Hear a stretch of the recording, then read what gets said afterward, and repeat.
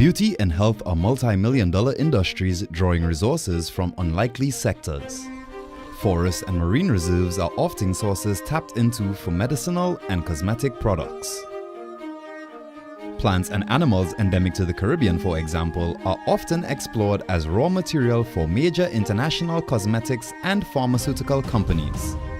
So we recognize the Nagoya Access and Benefits Sharing Protocol as an opportunity to promote the conservation of our biological resources. Some of them we already know their potential, and some of them we are just starting to discover and research them. There have been confirmed cases in the islands of the Bahamas, St. Lucia and elsewhere, with an increasingly visible trend of bioprospecting being observed. We have had for the last several years a project or an activity has been operating in the Bahamas that has implications for the Nagoya Protocol, where a particular species of soft coral had been harvested in the Bahamas and was being used or being investigated for its cosmetic purposes. The field of medicine is also making discoveries. Currently, human trials are underway to test the effectiveness of cancer-treating drugs developed from a microfungi called Salinospora tropica. It is found exclusively in the marine sediments of the Bahamian coast. The further-lance, St. Lucia's endemic viper, is also currently being researched for its benefits to the medical field. There is an antivenom which comes out of Costa Rica, actually which originated from a St. Lucian snake in the Kentucky Zoo in the US. Here in St. Lucia, that snake is not protected, and there's no laws that protect the intellectual property rights for this particular snake.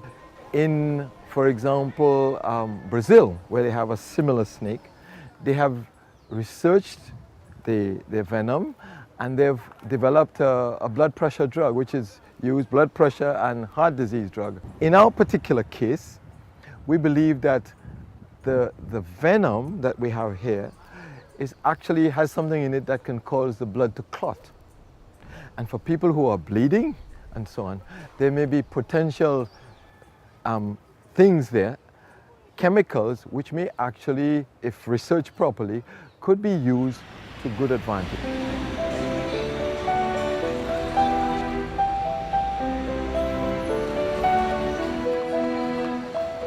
The recent cases highlighted in St. Lucia and the Bahamas are not standalone or a new phenomenon. Recently in St. Kitts, the government was approached for information on removing microorganisms for cataloging as a new species in Germany. In St. Lucia, the Farmers with Disabilities Beekeeping Association has also been approached to collaborate with international researchers to assess the properties of the honey they produce. We have an idea that the campeche has some beneficial properties as far as the honey produced out of it is concerned. The phenomenon of scientists and researchers exploring indigenous genetic resources is not limited to the material, but extends to the local knowledge associated with the use of these materials. Over the years, traditional knowledge has become vulnerable to exploitation by international bodies for use in both the cosmetic and medicinal industries. They made us feel our traditional knowledge was invaluable. It had no price tag on it.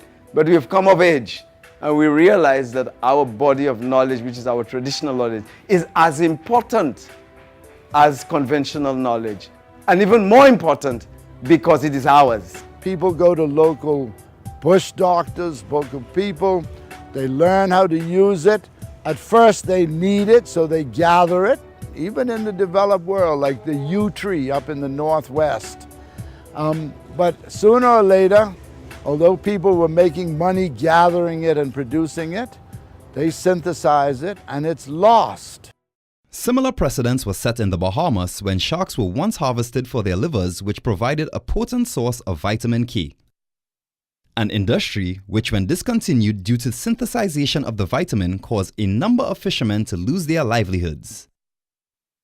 The documented cases in the islands raise alarming indications to the vulnerability to exploitation of indigenous flora and fauna. Though some measure of permitting systems are currently in place in various countries within the region, most countries are yet to implement effective permitting systems to fill the gaps that exist. Scientists apply for permits, and the convention obligates us faithful little countries to allow it.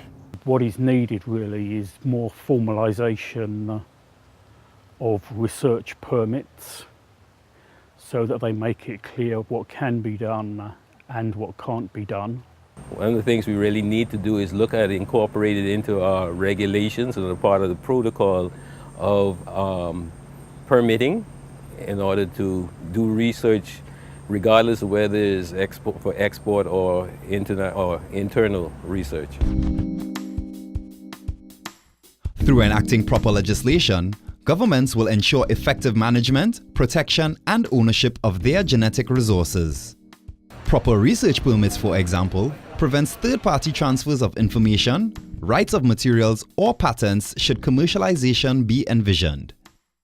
If the resource coming out of St. Lucia is being used overseas, we would like the country, the people of St. Lucia to benefit. Whether it's medicinal, whether it's arts and craft, whether it's shampoos, whether it's health, or whatever areas we use it in, we have accumulated that knowledge. It's something that belongs to us, and we need to guard it with our life, and if there's money to be made from it, we need to be the first recipients of that, the wealth that comes out of that resource. Part of the dream of the Earth Summit and the Biodiversity Convention was that local people were to get benefits. And benefit doesn't always mean in terms of cash dollars. It could mean in terms of sharing the research, training persons and building capacity and doing similar research, building institutions for research and so on. Such mutual access and benefit sharing is the aim of international agreements like the Nagoya Protocol, which focuses on the fair and equitable sharing of the benefits from the sustainable use of genetic resources. The Bahamas has already undertaken some of the preparatory work to sign the Nagoya Protocol. Big issues for us was the fact that we've had a lot of scientific work that has taken place in the marine environment across the Bahamas over the last 20 years.